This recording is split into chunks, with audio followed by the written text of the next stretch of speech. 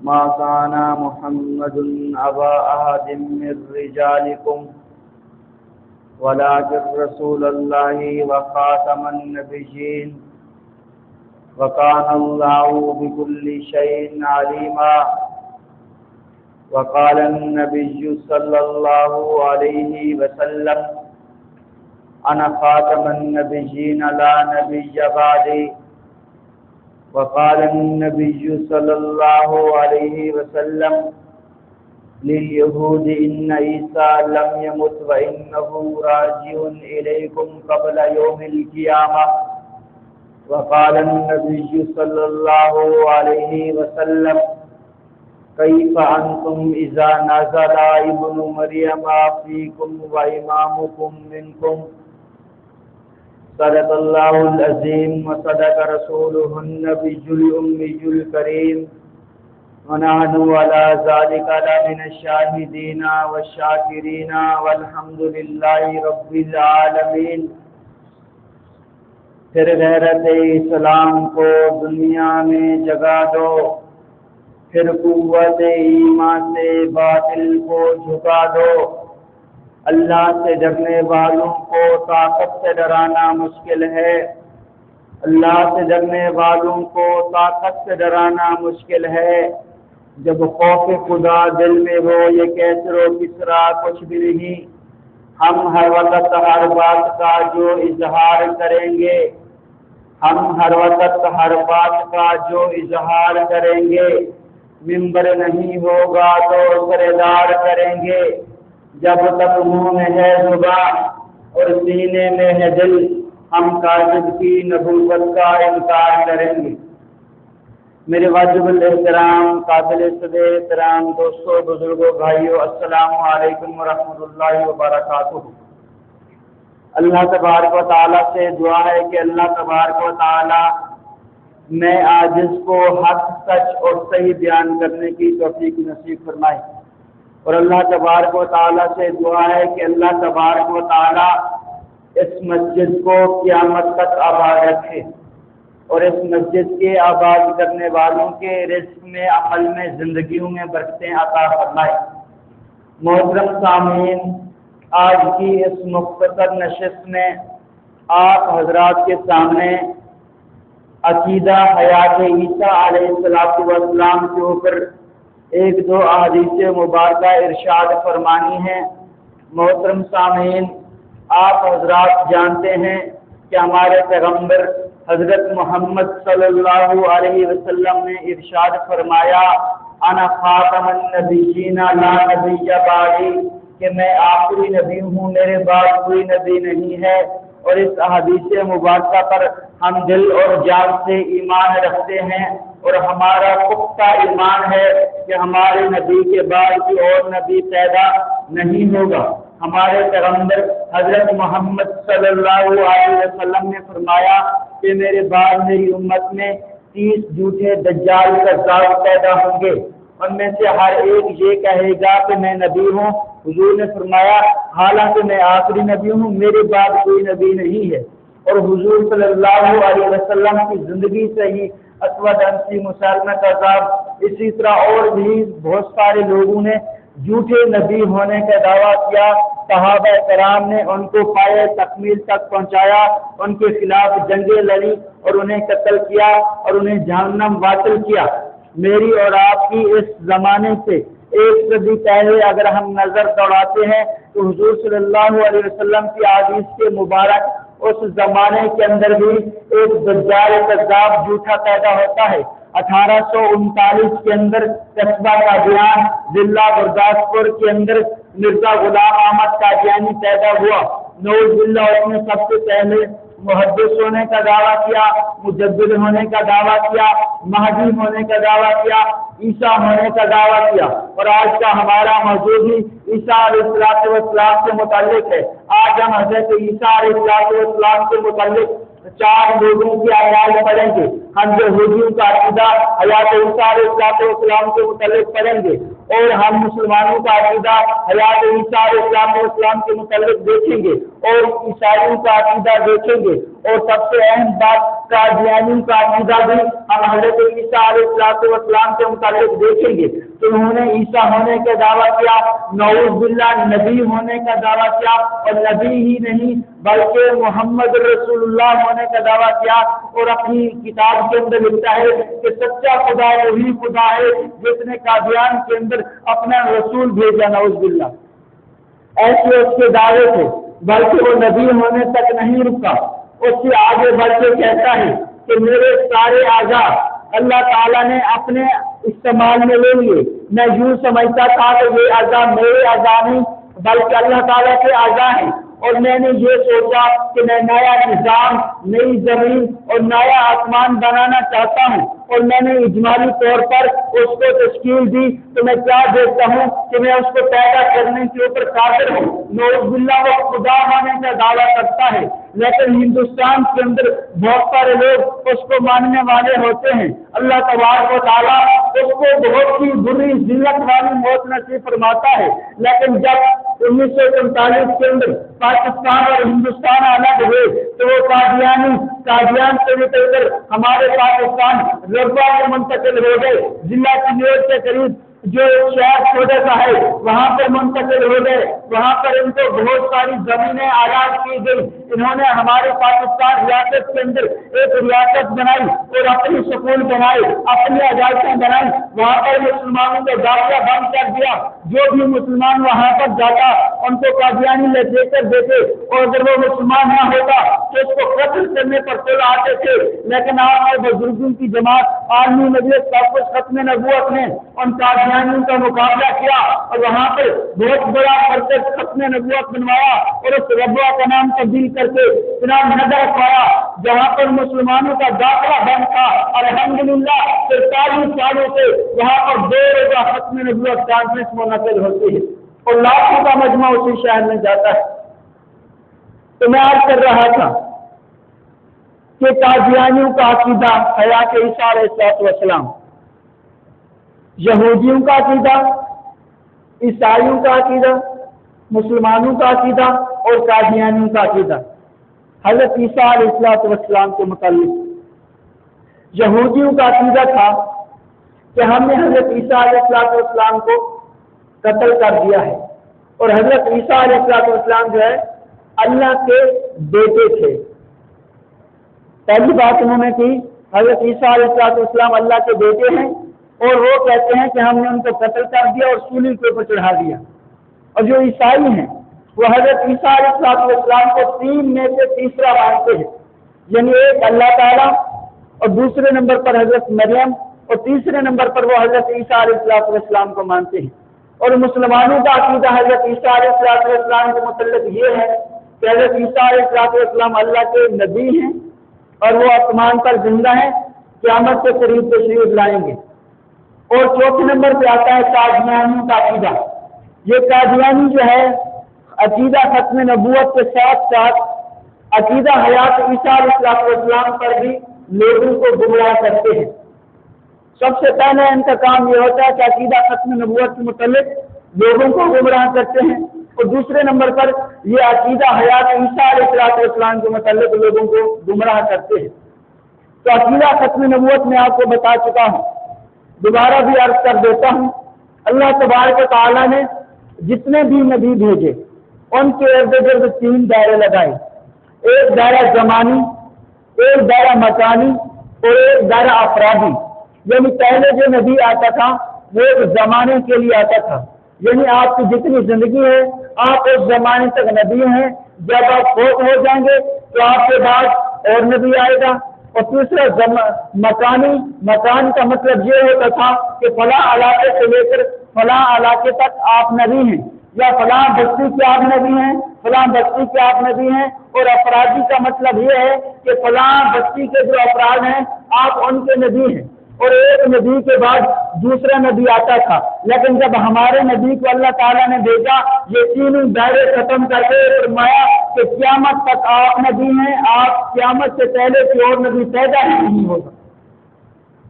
اور جتنی بھی دنیا ہے، زمانی دائرہ بھی نہیں لگایا کہ جتنی دنیا ہے، جتنے تک قیامت نہیں آتی وہاں تک آپ نبی ہیں۔ اور بعض خطیب تو یہاں تک کہتے ہیں کہ اللہ تبارک تعالیٰ نے فرمایا جہاں جہاں تک میری خدائی ہے محمد، وہاں تک آپ کی مصطفیٰ ہے، لیکن افراد کا بھی نہیں کہا گیا۔ دنیا کے اندر جتنے بھی افراد آئیں گے قیامت تک، آپ ان سب کے لیے نبی ہیں۔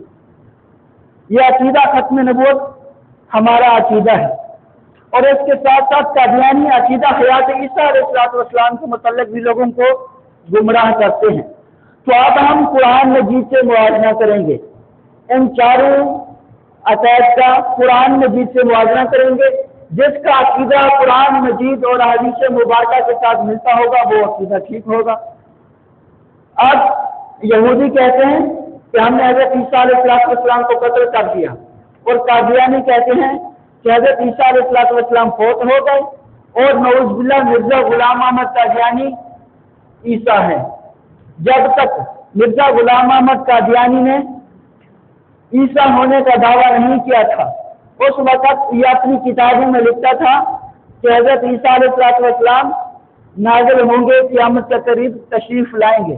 لیکن جب اس نے خود عیسیٰ نبی ہونے کا دعویٰ کیا، عیسیٰ بن مریم ہونے کا دعویٰ کیا، تو اس نے کہا نعوذ باللہ حضرت عیسیٰ علیہ السلام جس نے آنا تھا وہ فوت ہو چکے ہیں، ان کی قبر سری نگر کشمیر کے اندر ہے، ان کی جگہ پر جنہوں نے آنا تھا وہ میں ہوں نعوذ باللہ۔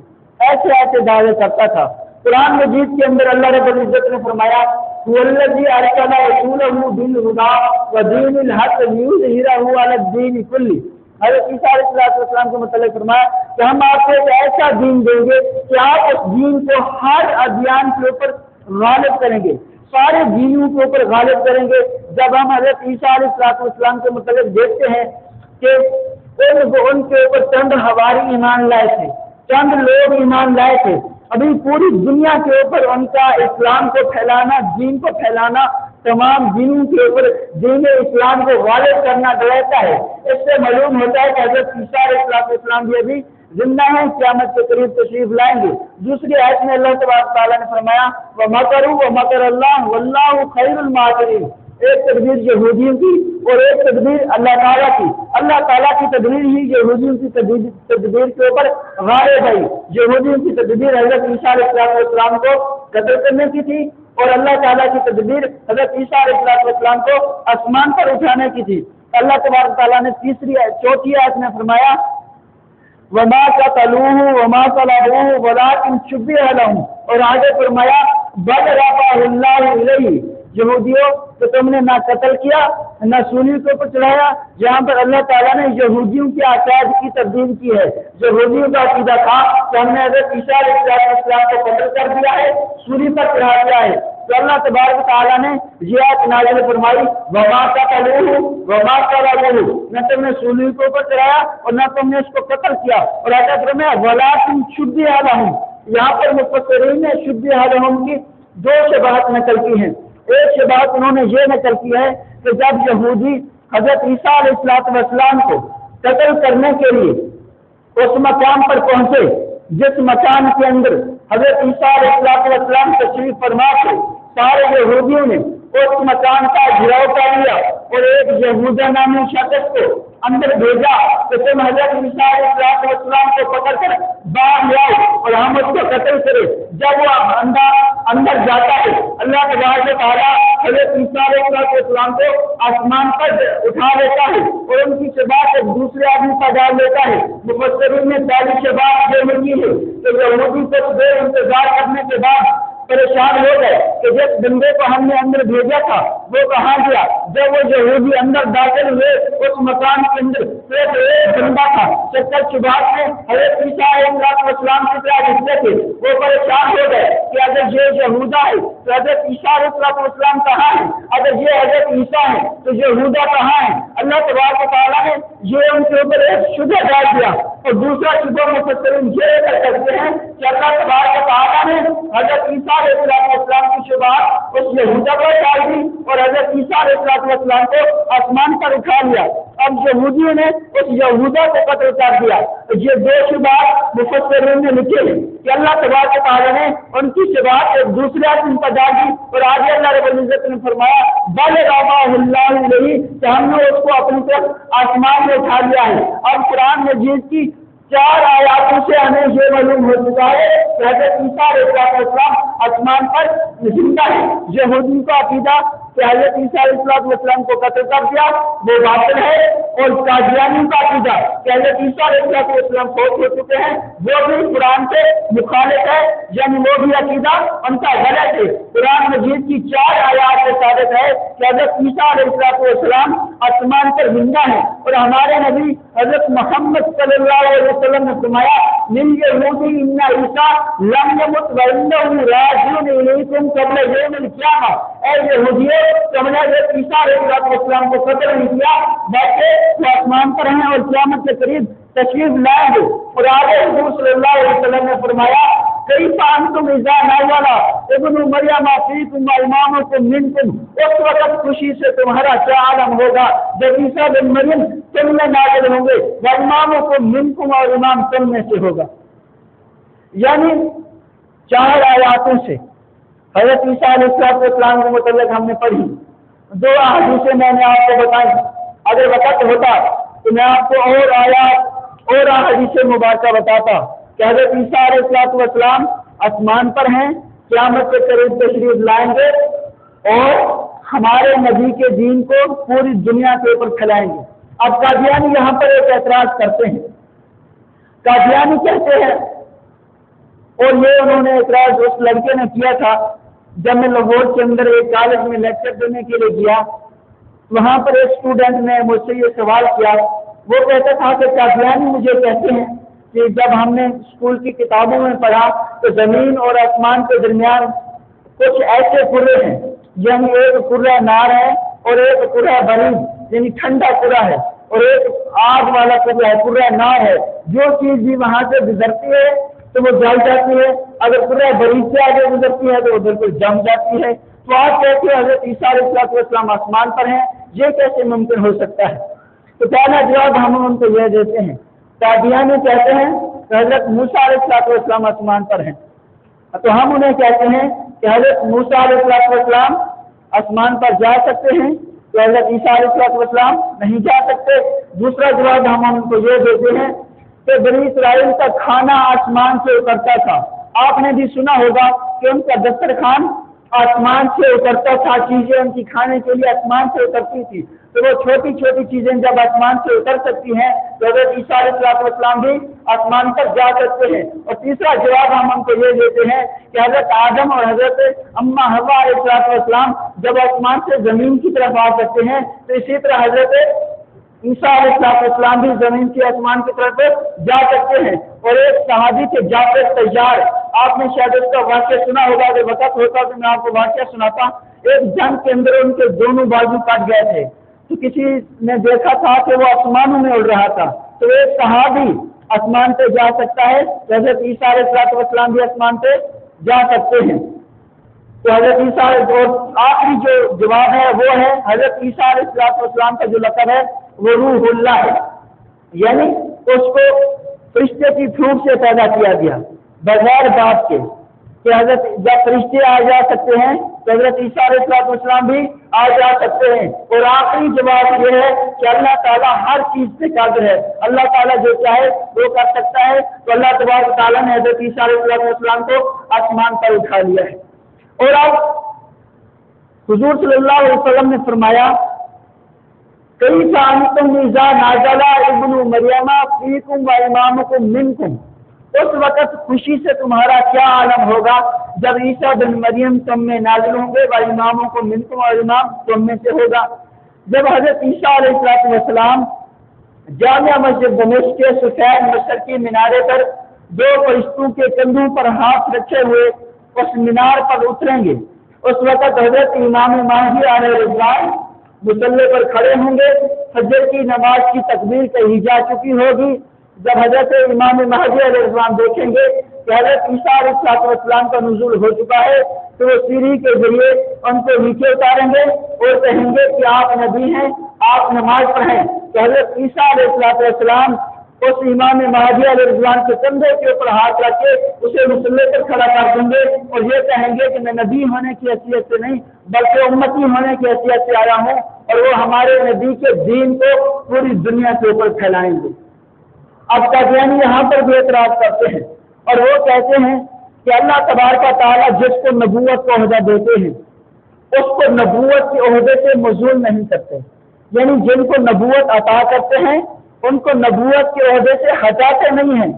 تو آپ کہتے ہو کہ حضرت عیسیٰ علیہ السلام امتی بن کر آئیں گے، وہ تو نبی ہیں، تو اس کے اوپر ہم ان کو پہلا جواب یہ دیتے ہیں کہ اگر ہمارے ملک کا وزیر اعظم دوسرے ملک میں جاتا ہے تو وہاں پر ہمارے ملک کا قانون چلے گا یا ان کا قانون چلے گا؟ اگر ہمارے ملک کا وزیر اعظم سعودیہ میں جاتا ہے تو ہمارے ملک کا وزیر اعظم وہاں پر وزیر اعظم ہوگا، لیکن قانون سعودیہ کے بادشاہ کا چلے گا۔ جب حضرت عیسیٰ علیہ السلام اس دنیا میں آئیں گے وہ نبی ہوں گے، لیکن قانون اور شریعت ہمارے نبی کی چلے گی۔ اور حضرت عیسیٰ علیہ السلام نے اللہ سے دعا مانگی تھی، یا اللہ مجھے آخری نبی کا امتی بنا دیجیے، تو اللہ تعالیٰ نے ان کی دعا کو قبول فرمایا اور حضور صلی اللہ علیہ وسلم نے فرمایا وَإِمَامُكُم مِّنكُم اور امام تم میں سے ہوگا، یعنی پہلی نماز حضرت عیسیٰ علیہ السلام ہمارے نبی کے امتی کے پیچھے پڑھیں گے۔ ایسے یہ ثابت ہوتا ہے کہ حضرت عیسیٰ علیہ السلام نبی ہوں گے لیکن قانون اور شریعت ہمارے نبی کی چلے گی۔ تو یہ ہے عقیدہ حیات عیسیٰ علیہ السلام جو میں نے آپ کو قرآن مجید اور حدیث مبارکہ سے بتایا ہے۔ تو آپ خود سمجھدار ہیں کہ کن کے عقائد باطل ہیں اور کن کا عقیدہ ٹھیک ہے۔ قادیانی بڑا زور لگاتے ہیں کہ مرزا قادیانی نعوذ باللہ مسیح ہے، مسیح موعود ہے۔ وہ کہتے ہیں کہ جس مسیح نے آنا تھا وہ فوت ہو گیا ہے، ان کی قبر سری نگر کشمیر میں ہے، اور نعوذ باللہ مرزا غلام احمد قادیانی جو ہے وہ مسیح موعود ہے۔ ایسے وہ ہمارے مسلمانوں کے ایمان کو خراب کرنے کی کوشش کرتے ہیں، ان کو لوٹنے کی کوشش کرتے ہیں اور اپنے گندے عقائد کی تبلیغ کرتے ہیں۔ الحمدللہ یہ تو ہمیں علماء اکابرین کا شکر ادا کرنا چاہیے کہ انہوں نے اس ملک کے اندر قانون بنوایا اور قادیانیوں کو کافر اقلیت کا رواج دلوایا، اور 1984 کے اندر قانون بنوایا، امتناع قادیانیت آرڈیننس کا قانون منظور کروایا کہ آج یہ اپنی گندے عقائد کی تبلیغ نہیں کر سکتے، اپنے آپ کو مسلمان نہیں کہہ سکتے، اذان نہیں دے سکتے، کوئی بھی شعار اسلام استعمال نہیں کر سکتے، لیکن پھر بھی قادیانی چپکے سے مسلمانوں کو پیسوں کی لالچ دے کر، نوکری کی لالچ دے کر اور بھی کئی ساری لالچیں دے کر ہمارے مسلمانوں کے ایمان کو لوٹنے کی کوشش کرتے ہیں، اور وہ اتنی محنتیں کر رہے ہیں کہ ہماری محنتیں ان کے مقابلے میں کچھ بھی نہیں ہیں، اتنی محنتیں کر رہے ہیں۔ جس سال میں نے چناب نگر رضوہ سے تخصص پر فقہ کیا اور الحمدللہ عالمی مجلس تفسیر میں نبوت میں 3 لڑکوں کو مبلغ رکھا، اسی سال قادیانیوں نے 3 سالہ کورس کرا کر 40 عورتوں کو مبلغ رکھا تبلیغ کے لیے۔ اب ان کو پتا ہے کہ ہمارے عقائد صحیح نہیں ہیں، ان کو پتا ہے کہ ہم غلط راستے سے ہیں، شریعت میں بھی اور پاکستان کے قانون کے مطابق بھی، لیکن پھر بھی وہ اتنی محنتیں کر رہے ہیں۔ لیکن آج ہم مسلمان ہیں، ہم خاموش بیٹھے ہوئے ہیں۔ آج ہم اپنے شہر میں ختم نبوت کا کام نہیں کر سکتے، آج ہم اپنے محلے میں ختم نبوت کا کام نہیں کر سکتے، آج ہمارے گھر کے سامنے ہماری گلی کے اندر دکانیں ہیں، وہاں پر ہمارے نبی کے دشمنوں کی اشیاء کی خرید و فروخت ہو رہی ہے، قادیانیوں کی شیزان کی خرید و فروخت ہو رہی ہے، اور ہمیں اپنی حالت میں ایسے مگن ہیں ہمیں پتہ ہی نہیں ہے. ہمارے علماء نے، ہمارے بزرگوں نے ہمیں ایسے سبق دیے ہیں کہ آج اگر ہم ان کو یاد کریں ہمارے دل تڑپ اٹھتے ہیں. ہمارے علماء نے، ہمارے بزرگوں نے ایسی محنتیں کی ہیں، ایسی محنتیں کی ہیں. اس وقت سب سے مشکل کام جو عقیدہ ختم نبوت کا تحفظ کرنا ہوتا تھا، جیل ہو جاتی تھی. ان کو 6 مہینے جیل ہو جاتی تھی. سیدھا پالا شاہ بخاری جیل میں بند ہو جاتے تھے، جیل سے چھوٹ کے آتے اور ان کو فوجی اور پولیس والے کہتے کہ آپ نے ختم نبوت کے اوپر بیان نہیں کرنا. اگر آپ بیان کرو گے 6 مہینے ہم جیل میں ڈال دیں گے. فوراً 6 مہینے کی سزا کاٹ کے آتے اور آپ ہی ختم نبوت کے اوپر بیان کرتے. ان کو 6 مہینے کے لیے جیل ہو جاتی، پھر چھوٹ کے آتے، پھر ختم نبوت کے اوپر بیان کرتے. وہ کہتے تھے کہ آج ہی زندگی میری جیل میں گزری ہے اور آج ہی زندگی میری ریل میں گزری ہے.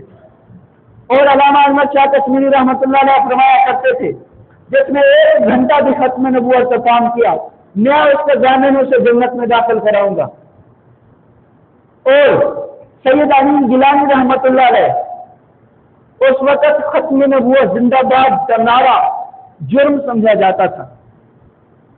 ختم نبوت زندہ باد کا نعرہ جرم سمجھا جاتا تھا. اس وقت وہ چوکوں میں جا کر، چوراہوں میں جا کر لوگوں کو اکٹھا کر کے ختم نبوت زندہ باد کا نعرہ لگواتے تھے. ان کو جیل ہو گئی، جیل کے اندر بند کر دیا گیا. وہی ماں، نوجوان اس کی بیوی جس کی گود کے اندر 1.5 سال کا بچہ تھا، سید امین گیلانی کو ملنے کے لیے جیل میں گئے تو جیلر نے انہیں کونے میں بٹھا دیا اور کہا کہ تم ادھر بیٹھ جاؤ. اور ادھر سے سید امین گیلانی رحمۃ اللہ علیہ کو لایا گیا.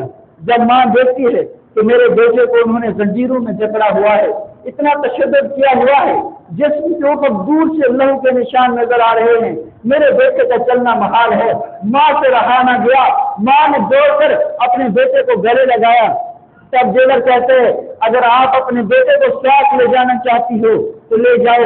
اپنے بیٹے کو کہو کہ آج کے بعد ختم نبوت زندہ باد کا نعرہ نہ لگائے، ختم نبوت کے کام نہ کرے، ہم اس کو چھوڑ دیتے ہیں. تو سید امین گیلانی کہتے ہیں کہ میں سوچ میں پڑ گیا، والدین کا دل نرم ہوتا ہے اور یہ میری حالت دیکھ کر میری ماں پہلے ہی پریشان ہے، کہیں میری والدہ یہ نہ کہہ دے کہ تم ان کو دستخط کر دو. ابھی میں یہ سوچ رہا تھا، میری والدہ ان فارم کے ٹکڑے ٹکڑے کر کے تھانے دار کے منہ کے اوپر پھینکتی ہے اور کہتی ہے تم نے کیا سمجھا ہے میں اپنے نبی کے ساتھ بے وفائی کروں گی؟ اللہ نے مجھے ایک امین دیا ہے، اگر اللہ مجھے ایک جیسے 10 بیٹے دیتا تب بھی میں ان کو ختم نبوت کے لیے قربان کر دے. یہ ہمارے بزرگوں نے، ہماری ماؤں اور بہنوں نے ایسے تکلیفیں برداشت کر کے ختم نبوت کا کام کیا اور ملک پاکستان کے اندر قانون پاس کروایا. اور جس رضوا کے اندر مسلمانوں کا جانا ناممکن تھا وہاں پر آپ کے بزرگ عالی مجلس کا ختم نبوت نے اس کو کھلا شہر قرار دے کر اس کا نام تبدیل کر کے چناب نگر رکھوایا اور وہاں پر 43 سالوں سے ختم نبوت کانفرنس ہوتی ہے.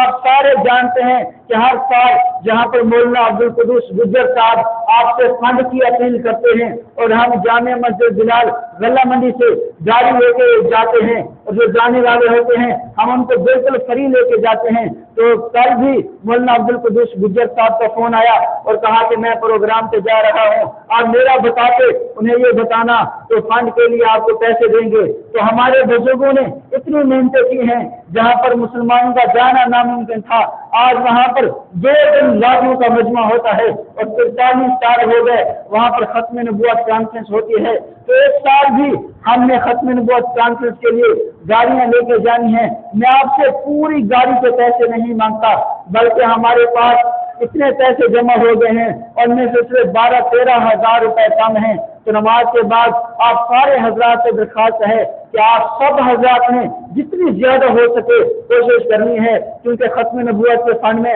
اگر ہمارا حصہ مل جائے تو کیا پتہ اسی بہانے ہمارے نبی سے شفاعت بھی ممکن ہو سکے.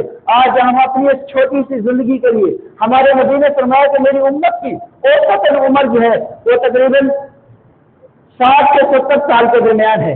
ہم میں سے کچھ زیادہ بھی جیے، 100 سال جی لے، 110 سال جی لے، آخر ہم نے مرنا ہے. ہم اپنی چھوٹی سی زندگی کے لیے اپنے بینک اکاؤنٹ بنواتے ہیں، موبائل اکاؤنٹ بنواتے ہیں اور پیسوں کو سیو کر کے رکھتے ہیں اور سوچیں ہم نے ایک زندگی کے بعد ایک اتنی لمبی زندگی گزاری ہے تو ہمیں اس کے لیے بھی کچھ نہ کچھ کرنا ہوگا۔ اگر آج ہم اپنے ہاتھوں سے ختم نبوت کے لیے کچھ نہ کچھ کر کے جائیں، کیا پتہ اسی بہانے ہمارے نبی ہماری شفاعت فرما دیں۔ اور آپ حضرات سارے کے سارے کوشش کریں جتنا ہو سکے نماز کے بعد تعاون کر کے جائیں۔ اللہ تبارک و تعالیٰ آپ کو جزائے خیر عطا فرمائے اور میرے ان ٹوٹے پھوٹے الفاظ کو اپنی بارگاہ میں قبول و منظور فرمائے۔ وآخر دعوانا الحمدللہ رب العالمین۔